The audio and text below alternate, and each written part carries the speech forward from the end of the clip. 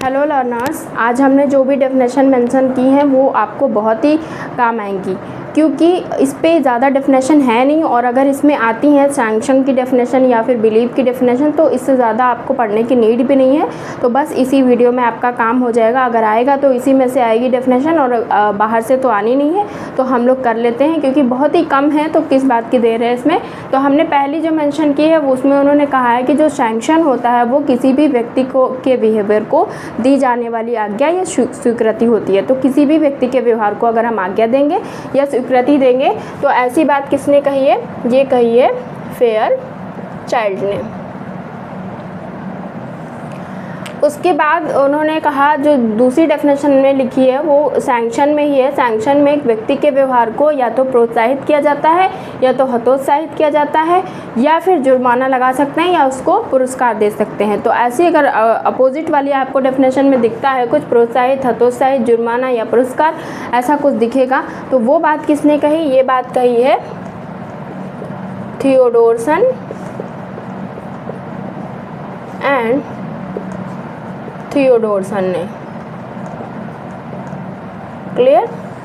उसके बाद हमने लिखा है सैंक्शन के पर्सपेक्टिव में ये टाइप्स में भी पूछ सकता है या डेफिनेशन में भी पूछ सकता है। किसने बोला? तो ये है किसने सैंक्शन को 4 भागों में बांटा है, पॉजिटिव, नेगेटिव और विस्तृत और संगठित में बांटा है। तो ये 4 टाइप्स भी बता सकता है, सकारात्मक, नकारात्मक, विस्तृत और संगठित। और ऐसे भी पूछ सकता है किसने ये बात की है। तो ये हैं रेडक्लिफ,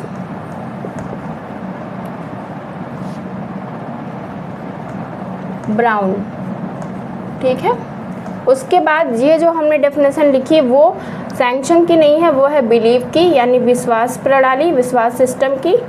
बिलीफ सिस्टम में उन्होंने कहा है कि जो बिलीफ होता है वो किसी व्यक्ति के द्वारा, वो एक कथन होता है, और जो कथन होता है वो किसी व्यक्ति के द्वारा सत्य के रूप में स्वीकार होना चाहिए। तो कोई भी कथन जब हम उसे सत्य के रूप में स्वीकार करेंगे तो वो क्या हो जाएगा?